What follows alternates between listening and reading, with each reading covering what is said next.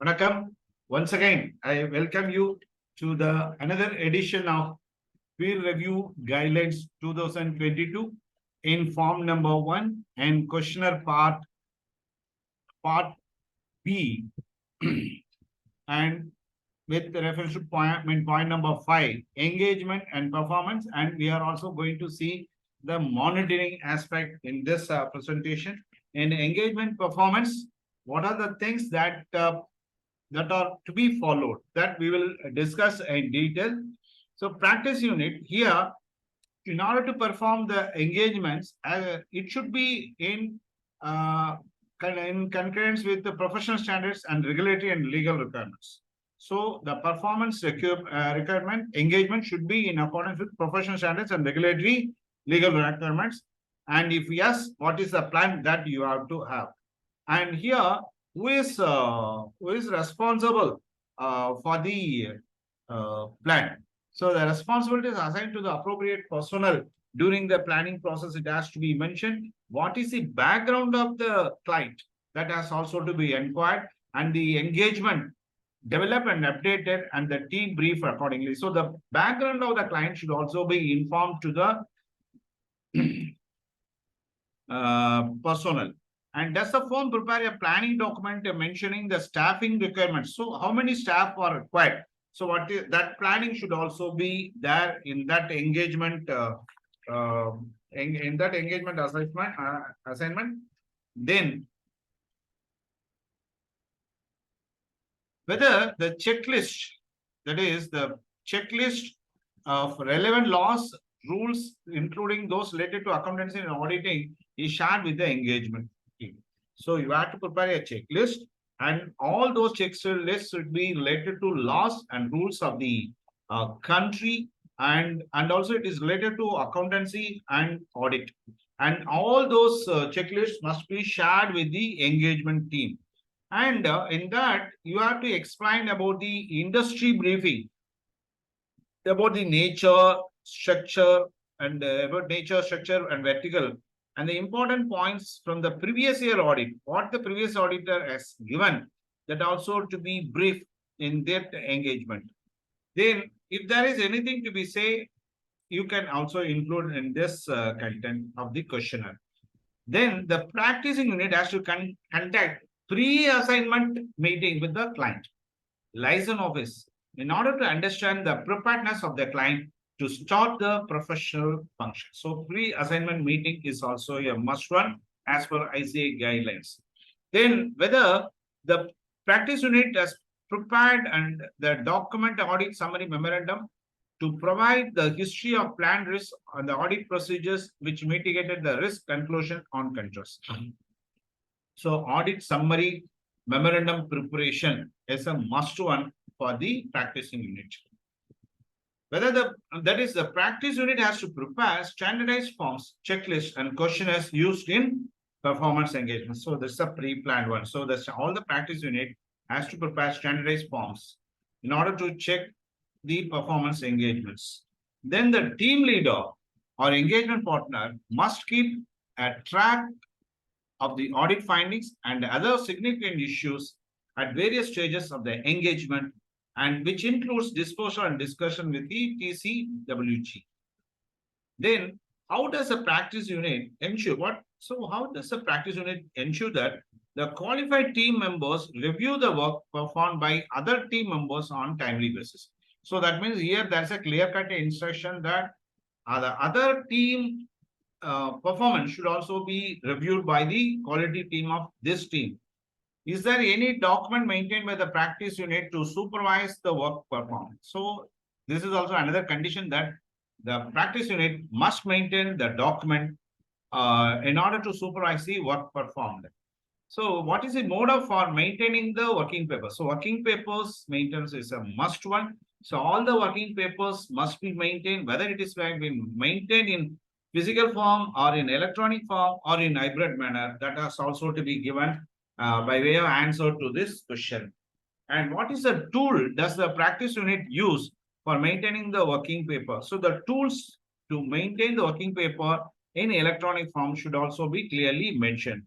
Which of the following procedures does the practice unit have in place to maintain confidentiality, safe custody, integrity, accessibility, and retrievability of engagement documentation? So, the procedure to follow to maintain the confidentiality and the safe custody of documents, everything to be clearly mentioned by way of the question in the form of the documenting when and when whom the engagement documentation was prepared. When the engagement document was prepared, you had to maintain. Then protect the integrity of information at all stages of engagement, especially when the information was shared through the electronic means. So when you share everything in the electronic means, what is the protection that the practice unit has got?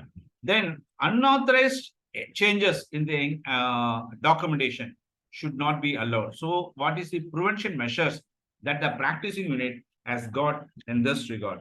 Allowing access to engagement documentation by the engagement team and other authorized parties only. So you have to allow the access. Allow the access. What is the procedure? Everything should be clearly mentioned, and you can allow the engagement documentation to the team and authorized personnel only, and not to all. So enabling confidential storage of hard copies of engagement and documentation. So storage of all confidential matters. Suppose if you have taken any hard copies, that should also be kept very confidently. Then requiring the use of passwords by the engagement team members and data encryption to restrict access to the electronic engagement documentation to the authorized users. So you have to maintain the password. Practice unit has to maintain the password which have been given to the engagement team. Then maintain appropriate backup routines. So automatically you have to have backup of all the work, and where you have to keep everything that has to be mentioned in the documents in the registers, and those details have to be given here. And enabling the scanned copies to be retrieved and printed by the authorized person. So sometimes they may have scanned copies of some details of the client, and it must be allowed to be scanned only by the authorized personnel, and he will only be allowed to take the printout. Which procedure does the practice unit follow to ensure that it maintains engagement documentation for a period of time sufficient to meet the needs of the firm, professional standards, laws, and regulation? So engagement documentation is a must. Engagement documentation, the period should be clearly mentioned, and it must be related to the professional standards, laws, and regulations. For how many years practice unit maintains engagement documentation? That is a specific thing. Normally it is 8 years, but nowhere it is. When I on my reading, I still to confirm for how many years practice unit has to maintain the engagement documentation, but it has to be referred from the regulation. Then we will see that point later. But anyhow, the practice unit has to maintain the engagement documentation, and it has to clearly mention that we are maintaining the engagement documentation for 3 years, 4 years. You have to specifically give that reply. Then, how does the practice unit enable retrieval of or access to engagement documentation during the retention period in case of electronic documentation, as the underlying technology may be upgraded or changed over time? That is, the documents have been kept in the electronic mode, and at the time of upgrading of technology or upgrading of system, then this may be added. This has to be added to the documentation. Then if it is added, then in case sometimes the data may be lost, so how to retrieve that also you have to see. Does the practice unit ensure that the record of changes made to the engagement documentation after assembly of files has been completed? So record of changes, in case if there is any change, you have to match after assembly of files that has been completed. Whether the practice unit ensures that only authorized external parties access and review specific engagement documentation for quality control or other purposes. So external parties are also allowed to have access to the specific engagement documentation with reference to quality control, and how the practice unit ensures that is also to be clearly mentioned here.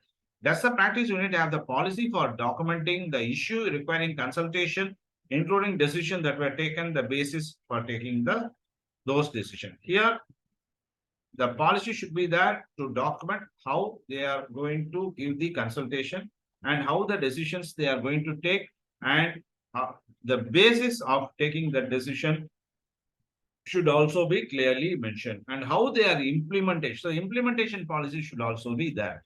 Then who receives the difference of professional judgment among the members of the engagement order? Who is responsible for the professional judgment? That also should be clearly mentioned here. Is there a formality of design to of escalation matrix in case our differences are not resolved at a certain level? Suppose if there is any difference, uh, what is the policy? How to resolve it? That has to be clearly mentioned here. Or the conclusion reached properly documented. Suppose in case if there is any conclusion about the party, whether to accept its engagement or not, all the conclusions should be properly documented and should be properly reported here. What happens if the members of the team continue to disagree with the resolution? Suppose if the members of the team, so that means it's a clear indication that there are some scope that members of the team may disagree with the resolution. And if they disagree, what is the decision that the practice unit has taken? That has to be put it here in point number 15. Point number 16, when does the practice unit releases the report in cases where the difference of opinion exists? So in case of difference of opinion, the time of release of the difference of opinion should also be mentioned here. The practice unit should have the policy of having engagement quality review conducted for all audit of financial statements of the listed entities. What is the policy that a practice unit has got at the time of quality review of all financial statements? And here, another very important area is the criteria that a practice unit should have to carry out at the time of carrying out the engagement or quality review for its engagements, other than those covered above. So whatever we discussed above, other than that, what is the quality engagement that has to be covered by the practice unit? That is, what is a certain class of engagement, risk in the engagement, and unusual circumstances. So what is unusual circumstances based on which this engagement is accepted? What are the laws to be followed? There is regulations to be followed. That also you have to mention. If there is any others things that you want to mention, you can elaborate here. Then point number 19, which of the following procedures are followed by the practice unit to address the nature, timing, extent, and documentation of the engagement with reference to that is significant accounting, auditing, and financial reporting issues that they have with the engagement partner, and discuss with the engagement partner the engagement team's identification and the audit of high risk associations and transactions, and the confirmation has to be made with the engagement partner that there are no significant and unresolved issues. Read the financial statements and the report and consider whether the report is appropriate or not. The procedures required by the firm's policies on engagement of quality control review, which have been performed or not. Then the engagement of quality control review has been completed before the report is released. So that means before release of the report, quality control review must be completed. And if there is any conflict of resolving conflict between the engagement partner and the engagement of quality control reviewer regarding significant matters. So sometimes the engagement partner will not accept to the quality control reviewer. So if how they have resolved, is there any conflict? So that has also to be reported here. Then which of the following are the practice units criteria in order to ascertain the engagement quality assurance reviews? So selected, who has selected? Selected by the quality control partner or managing partner. So here the engagement quality assurance reviewers have to be selected either by the quality control partner or the managing partner. And is there any technical, whether they have got the technical experience or expertise, that also you have to report. Whether they are carrying out the responsibilities of the objective with the objective and due professional care without regard to relative position. So without considering the relative position, you have to give the responsibilities. Meet the independence in the requirement that should also be given here. Does not participate in the performance of the engagement except consultation, except the consultation made with the engagements of partner. So without consulting the engagement partner, nothing can be given here.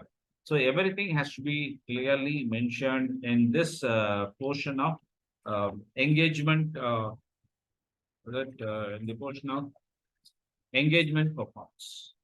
So this is the thing I want to say about with the engagement portion. Now I am going for the monitoring area. How we have to monitor the practice unit. What are the things that you have to follow in monitoring units? The practice unit must have policies and procedures in order to confirm the adequacy and relevance of the quality control procedures adopted. What are the policies and procedures that practice unit have? Practice unit has got with reference to quality control procedures. And what are the documents that it was mentioned, it was placed in order to establish a procedure? Then who is the person responsible to evaluate the quality and control policies and procedures in order to ensure the relevance, adequacy, effectiveness, and appropriateness with the choice? So the responsible person name should be clearly mentioned here. How frequently are the processes and the procedures related to quality control is revised or reviewed? So how frequently? So whether it has been frequently reviewed within a month or two or once in a year, everything has to be clearly mentioned against the point number 3. When was the last revision? So whether it has taken place some 3 months back or 4 months back or 1 year, that has to be clearly mentioned here. We are going to point number 5.1. Did the practice unit follow the ongoing consideration evaluation quality control? So is there any ongoing consideration evaluation of the quality controls? And if yes, what is the document that it has got? That has also to be clearly mentioned here. And which of the following monitoring procedure practice unit has in the place of quality control? What is the monitoring procedure that that the unit has got? So that has to be clearly mentioned here. Who is the designated partner in order to perform the annual inspection? How the deciding how long to retain the detailed inspection document. So it's a clear indication that inspection documentation should also be retained. The period has to be mentioned here. Reviewing correspondence regarding the consultation on independence, integrity, and objectivity matters in accordance with continuing decision. So consultation, that is with the integrity and objectivity matter should also be seen. Then preparing summary inspection report for the partner and sets forth any recommended changes that should be made to the firm's policies and procedures. So here, based on the inspection report, who has done the inspection, the partner name should be clearly mentioned. And if there is anything to be changed, what is the recommended changes that should also be mentioned here. Then reviewing and evaluating practice aids such as audit programs, forms. It's a monitoring area. It's a monitoring area. So you have to see the audit programs, forms, checklists, considering that whether they are all up to date or not. Then reviewing summary of CPE records of forms of the professional person, because concerned percentage is required. So that CPE record should also be reviewed. Then reviewing other administrative and personal records pertaining to quality control elements. Then soliciting information on the effectiveness of training programs or the firm's personnel. Anything that you want to add with reference to monitoring also, you can have it here.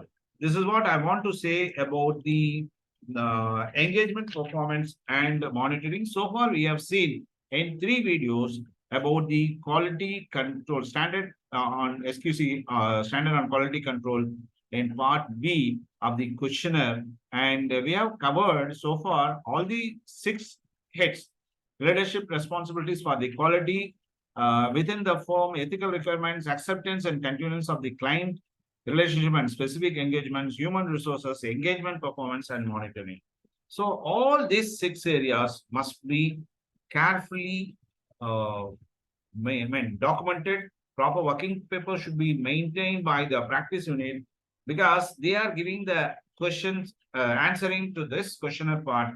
Everything has to be clearly mentioned with proper documentation because all these documentation must be asked by the peer reviewer during the peer review process. And if you failed to give that, then you are also answerable to the in peer review board. So please maintain proper working records. If you say yes, yes means you have to maintain the proper record with your hand. So with this, I am closing the last part of the presentation, that is with reference to form number 1, part B, standard quality SQC, standard quality control. Then all the 6 kits we have covered.